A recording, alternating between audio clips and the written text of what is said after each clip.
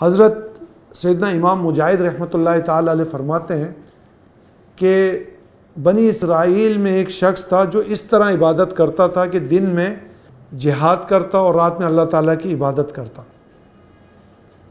उसने 1000 माह इस तरह गुजारे। सहाबा इकराम अलैहिम रिज़वान को जब पता चला कि बनी इसराइल में इस तरह इबादत गुज़रे हैं तो आका करीम सल्लल्लाहु ताला अलैहि वसल्लम की खिदमत में हाजिर हुआ और कहा, इस तरह तो बनी इसराइल हमसे आगे चले जाएंगे इबादत में। आका करीम सल्लल्लाहु ताला अलैहि वसल्लम ये सुनकर रंजीदा हुए और अल्लाह अज़्ज़ व जल ने अपने महबूब अलैहिस्सलातु वस्सलाम के ऊपर फिर ये कुरान में सूरत नाजिल की कि शब कदर 1000 महीनों से बेहतर है।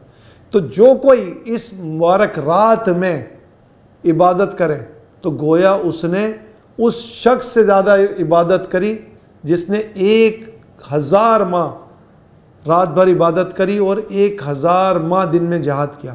तो एक रात की इबादत, ये नबी करीम सल्लल्लाहु ताला अलैहि वसल्लम के सदक़े में आता हुआ। आला हज़रत फरमाते हैं, लैलतुल क़द्र में मतलाइल फ़ज्र है, मांग की इस्तिकामत पे लाखों सलाम। ये जो भी हमें मिला नबी करीम सल्लल्लाहु ताला अलैहि वसल्लम के सदक़े में मिला। लैलतुल क़द्र भी मिली तो नबी करीम सल्लल्लाहु ताला अलैहि वसल्लम के सदक़े में मिली। 15 शाबान भी मिली तो नबी करीम सल्लल्लाहु ताला अलैहि वसल्लम के सदक़े में मिला। रमज़ान भी मिला तो अल्लाह अज़्ज़ व जल के महबूब सल्लल्लाहु ताला अलैहि वसल्लम के सदक़े में मिला। कुरान भी मिला तो साहिब कुरान के सदक़े में।